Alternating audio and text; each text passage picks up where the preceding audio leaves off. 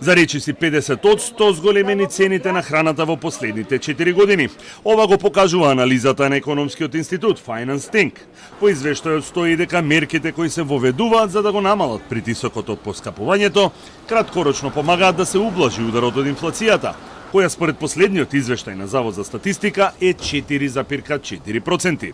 Споредено со ценовното ниво од почетокот на 2021 година, на крајот од 2024 година, општото ниво на цени во нашата земја е повисоко за 35%, додека нивото на цени на храна за 46,8%. Од Finance Think предлагаат мерките контрола на цени да се користат само во исклучителни ситуации кога има големо поскапување на храната.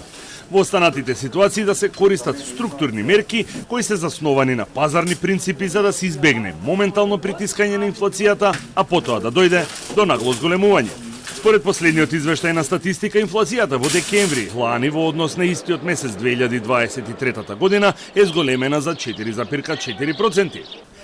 За една година најмногу поскапеа минералната вода, соковите, зеленчукот, маслото, сирењето, јајцата. Скок на цените имаше и кај алкохолните пијалаци, тутунот, облеката, здравствените, хотелските и ресторанските услуги.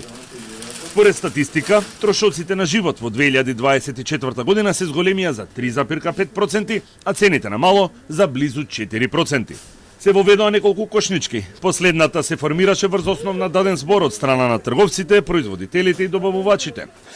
Но зборот брзо го погазија, затоа што некои производи ги поевтинија, а други ги поскапеа. Надлежните не можеа да казнуваат, затоа што акцијата не беше со одлука донесена на владата. ССМ неколку пати предупреди дека граѓаните на ваков начин и со ваква мерка за контрола на цените може да се соочат со нефер однос од страна на трговците.